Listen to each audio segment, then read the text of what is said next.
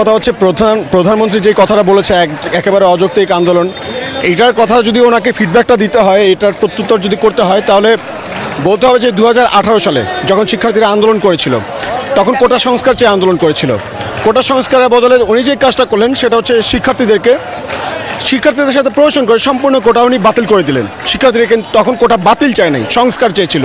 সম্পূর্ণ কোটা বাতিল করে দেওয়ার কারণে কি হয়েছে, যেটা হচ্ছে কয়েকটা কমিটি কিন্তু দাঁড়িয়ে গেছে। সংবিধানে আছে অনগ্রসর জাতিকে কোটার মাধ্যমে তাদেরকে সামনে মেইন স্ট্রিমে নিয়ে আসতে হবে।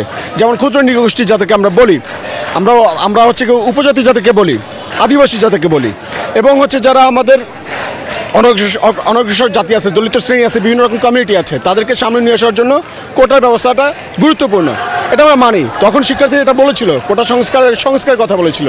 কিন্তু গভর্নমেন্ট যেটা করলো সেটা হচ্ছে কি সম্পূর্ণ কোটা বাতিল করে এই যে কমিউনিটি, যারা পিছিয়ে পড়া কমিউনিটি, তাদেরকে সাধারণ মানুষের থেকে একদম বিচ্যুত করে ফেললে। এবং দেখা গেল যে আজকে দেখতে পাচ্ছেন মুক্তিযোদ্ধা বনাম সাধারণ মানুষ, এমন একটা ডিসকোর্স তৈরি হয়ে গেছে।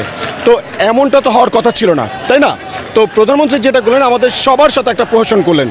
আজকে যারা মুক্তিযোদ্ধার সন্তান বলেন, তাদের পরিবার সদস্য বলেন, তারা কিন্তু আমাদের দেশের জন্য গৌরব।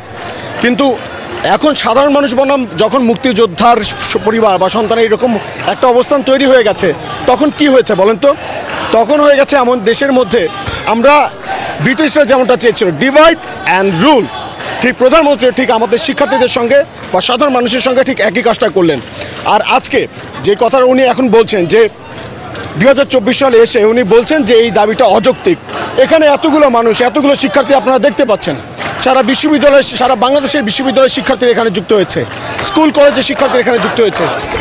উনি কি শুধুমাত্র বিচক্ষণতা শুধু কি ওরাই আছে? আর শিক্ষার্থীরা কি, এই যে এতগুলো মানুষ আছে, সারা বাংলাদেশের জনগণ, তারা কি কিছুই বোঝে না? তাদের কি হচ্ছে কি বিচার বিশ্লেষণ করার কোনো যোগ্যতা নাই? ব্যাপারটা এরকম একটা অবস্থান তৈরি হয়ে গেছে। সো উনি যদি আমাদেরকে বলে যে এই দাবি অযৌক্তিক, তাহলে পাল্টা প্রশ্ন আমরা এটাও করব যে আপনি যেই ক্ষমতা বলে এই কথাটা বলছেন যে দাবি অযৌক্তিক, আপনি যে ক্ষমতা বলে বলছেন এবং যে প্রহসনটা আপনি করছেন, সেই প্রহসন, সেই ক্ষমতা, সেটা কি যৌক্তিক না অযৌক্তিক? এই ব্যাপারটা আপনি উত্তর দিয়ে তারপর আপনি আমাদেরকে প্রশ্নবিদ্ধ করতে আসুন যে আমরা যৌক্তিক না অযৌক্তিক।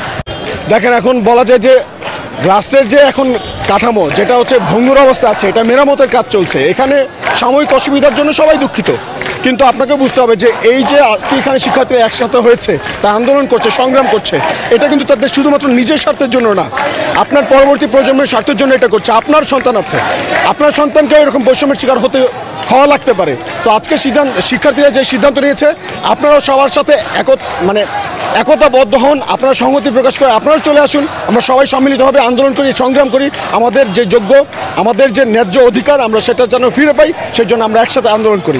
লাস্ট প্রশ্ন সেটা। প্রথম কথা হচ্ছে, এখানে যারা আছে সবাই কিন্তু শিক্ষার্থী। কাউকে যদি আপনারা বোকা ভাবেন, তাহলে সবচেয়ে বড় ভুল করবেন।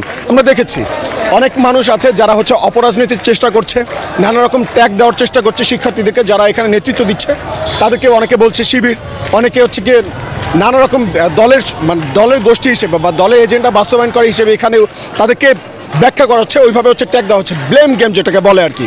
এটা আমরা দেখছি।